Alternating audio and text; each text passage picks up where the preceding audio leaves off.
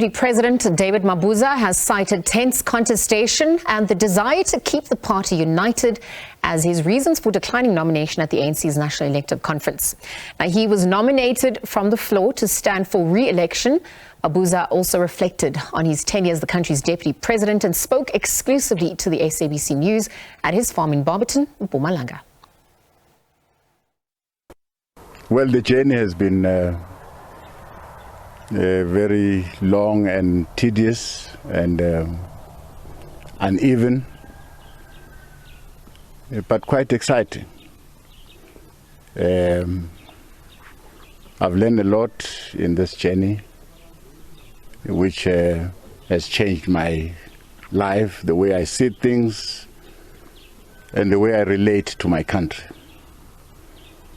I feel emboldened, and I'm a changed person, and I'll continue to serve my country at this level. What would be your highlight, the thing that you said, I worked hard on this thing and I saw it flourishing or being successful? Well, quite a few events. I think the best part was my participation in the South Sudan intervention, trying to help the country to move forward to its first democratic election. There was a moment that was quite sticky where we were all thinking that the transitional arrangement is going to collapse. But we tried very hard. At the last moment, we made a breakthrough with the help of President Salva Kiir. I'm very grateful about that milestone. Well, I've worked on the issues of land reform. We've made quite good progress together with Minister Titiza. I've cherished the work of the IMC and all the ministers that participated. I think they were very focused. We made a lot of achievement. The best achievement, which I think still needs to be pursued to its finality, is the communal land matter. To deal with the tenure arrangement, the tenure system of all our traditional communities so that they can utilize their land to their benefit. That, I think, was a major stride on the side of government working together as a collective. Another matter which the President requested me to deal with is the issue of our military veterans.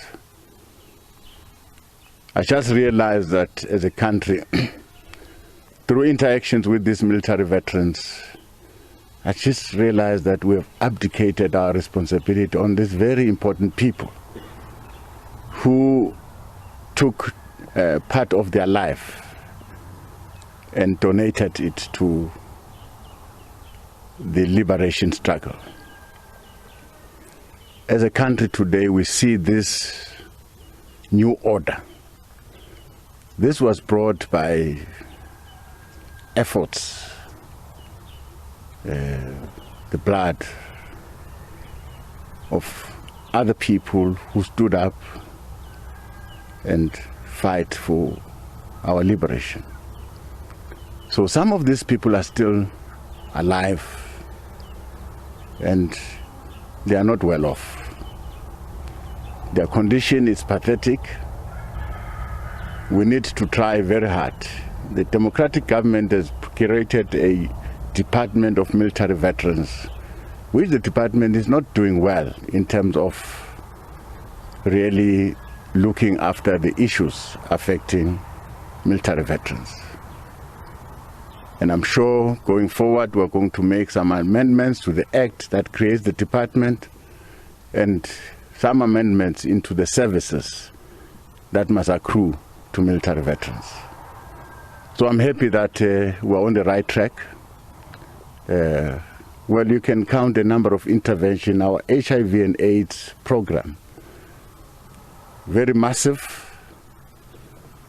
Collaboration with societies, with traditional leaders, interfaith leaders. It was very exciting. Fighting all the social ills, gender-based violence, teenage pregnancy. It took most of our time interacting with these communities, and I think we've made a mark. I'm sure our people, our leaders are better today, more better than yesterday, in terms of how best they look at the role of women and how best we should protect and embrace women in all our facets in life. And I'm sure as a country we'll make progress in terms of respecting the rights of women and girl children. Deputy, which is at the center of the spread of HIV and AIDS, if you look at the teenage pregnancy. would you say, in terms of Eskom issues that we have seen with the current load shedding that has been prolonged for so long, would you say that was a failure from government, or would you say like the government, because you were part of the people that were supposed to be fixing Eskom, and it seems like it's still ongoing, and this load shedding is affecting a lot of people, livelihoods, people's lives, and all those kind of things. Hospitals don't have electricity. Would you say that was a failure from the government and from your side as part of government? Yeah, well, currently we can say yes, we did not do much that is required. But I must emphasize the point that this problem has not been created overnight. It dates back a long time. Because if you want to create a country that is energy secured, you plan, you build infrastructure at the appropriate time. So the building of Medupi and Kusile was a bit too late. The problem already was starting to sink in, that all these power stations are old and we are running them very hard without the necessary maintenance that is required. And they are now giving up. Up until probably you'll get Medupi and Kusile coming into the mainstream. But that is not going to be enough to solve our problems. So yes, the problem is going to be there for some time, up until we invest in new generation capacity. There's no other way. So really, as the ANC-led government, there we must accept, because it cannot be the challenge of this administration. It's a challenge of successive administrations that have failed to prioritize our energy generation. And now it's catching up with us.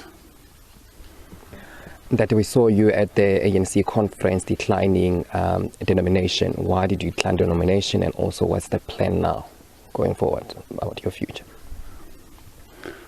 Well, there was too much contest in the conference, and probably to minimize contestation and to allow a bit of cohesion in the ANC.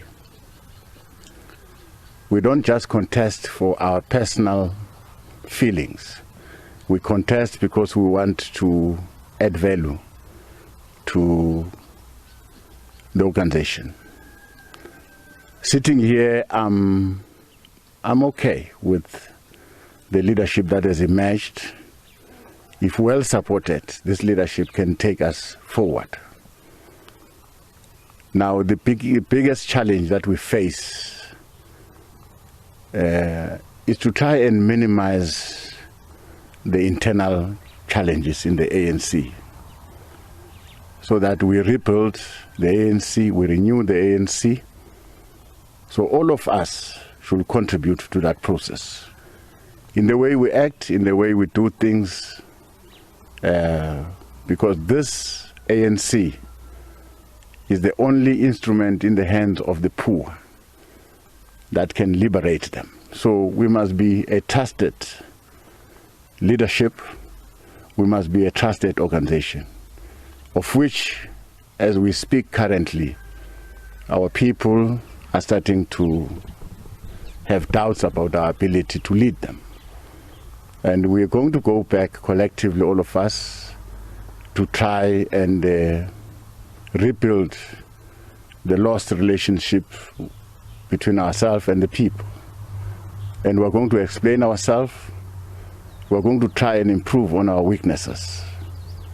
So yes, stepping back and allow other leaders to contest was also to minimize the instability within, and to try and give a posture of an organization that is not on the verge of dying.